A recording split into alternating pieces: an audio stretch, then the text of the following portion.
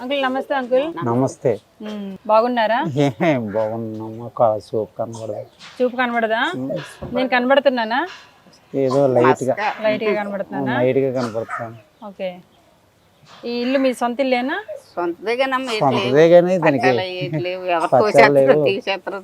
నేను మూలబడిపోయినమ్మా. మీకు పిల్లలు ఎంతమంది? పిల్లలు లేరమ్మా. అంటే పుట్టలేదా? పుట్టుకే లేదా? నాకు పిట్స్ ఉంది, పని కాటికి వెళ్ళలేకపోతున్నా. ఇతనికి పెన్షన్ ఇస్తారు, అది కరగేసుకొని తింటున్నాం. ఏం చేసేవారు అప్పుడు డ్రైవర్ గా ఎందులో డ్రైవర్ గా చేసేవారు? స్టీల్ ప్యాంట్ పోర్ట్ అక్కడ తిరిగి ట్రాక్టర్ టైలర్ ఉంది కదమ్మా, లోడ్లు ఐరన్ లోడ్లు తోలేవాడిని. పక్కన యాడ్లు. అప్పుడు కూడా ఇదే ఇల్లా మీది? అప్పటి నుండి మీరు ఇక్కడ ఉంటున్నారా? మీరు పనికి వెళ్తున్నారా? నేను పనికి వెళ్ళలేకపోతున్నాం, పిట్స్ వచ్చేస్తుంది, వెళ్ళలేకపోతున్నాను. మీ పేరేంటమ్మా? చిన్నమ్మలు. మీ పేరేంటి? రామమ్మ. పిల్లలు లేరు. ఓకే. మీకు ఫిట్స్ ఉండడం వల్ల ఏంటంటే ఎక్కడ పని కూడా ఏ చిన్న పని కూడా ఏం లేదు మొదట్లో. ఇప్పుడంటే అప్పుడు కొద్దిగా ఇంటి పనికి వెళ్ళేదండి అమ్మ, గిన్నెలు అయితే తోమడానికి. ఇళ్ళ పనికి వెళ్తే ఏదో ఒక 500 600 ఇచ్చేవారు. ఇప్పుడు చేయట్లేదు. ఇప్పుడు చేయలేదు, వెళ్ళలేదు. అతనికి వచ్చిన పెన్షనే అలా కరగేసుకుంటున్నాం. సో అది మీ ఆర్థిక పరిస్థితి అయితే. అంతేనమ్మా. సో అది నా 100 జీతాల్లో ఉండేటప్పుడు ఆయన వచ్చిన దాన్ని పొదుపుగా చేసుకోకుండా ఆ ప్రౌడ్గా ఫీల్ అవుతూ అందరికీ దాన ధర్మాలు చేయాలి. ఎప్పుడైనా దాన ధర్మాలు చేయాలి, తప్పకుండా చేయాలి. ఎదుటి వారికి మన దాంట్లో ఉన్న 10 రూపాయలు 1 రూపాయి పక్క వారికి ఇవ్వడం తప్పు కాదు, కానీ మన ఆర్థిక స్తోమతను బట్టి మాత్రమే మనం ఇతరులకి సహాయం చేయాలి. సో ప్రజెంట్ పేరు రాము అన్న, అలాగే చిన్నమ్మలు పరిస్థితి ఆర్థికంగా ఆరోగ్యపరంగా కూడా వెనకబడి ఉన్నారు. కాబట్టి నేను ఈ ఫ్యామిలీకి ఏదో ఒక రూపంలో చిన్న హెల్ప్ చేస్తే వాళ్ళు ఈ వయసులోనైనా కొంచెం హ్యాపీగా ఫీల్ అవుతారు. కాబట్టి నేను ఈ ఫ్యామిలీని ఎన్నుకోవడం జరిగింది. మరి నేను వారికి చేసే సహాయం చేసేద్దాము. రైస్ తీసుకురండి.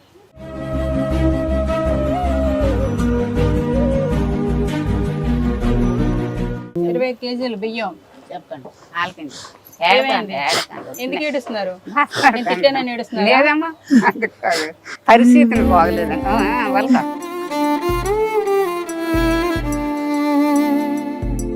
ఎందుకు ఏడుస్తున్నా? ఏం గుర్తొచ్చిందని?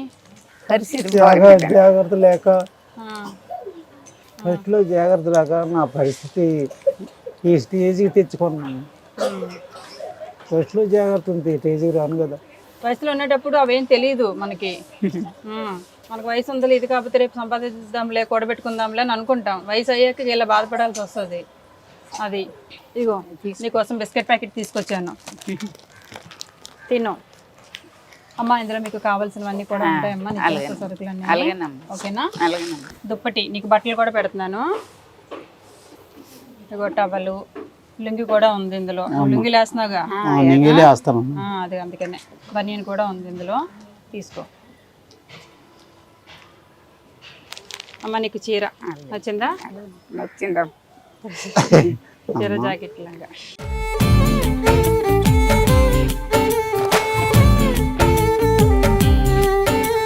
నీకేమన్నా ఆంటీకి ఇవ్వనా డబ్బులు?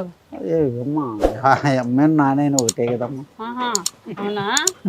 సరే, నీ చేతులతోటి ఇవ్వు. అప్పుడు ఎలాగో ఇవ్వలేదు కదా ఇంటికి, ఇప్పుడైనా ఇవ్వు చేతుల మీద. పర్లేదు. చెప్పండి, ఏమని చెప్పిస్తారు? జాగ్రత్త పెట్టు అని అంటారా? ఏం చెప్పండి మేడం. జాగ్రత్త పెట్టి అమ్మగారు ఇచ్చారు కౌనుగ్గా. జాగ్రత్త పెట్టి అమ్మ మీ పేరు చెప్పుకొని తింటాం. సరేనా? ఏమండి రాము గారు, వెళ్ళరానా? అబ్బా, నవ్వు వచ్చిందా?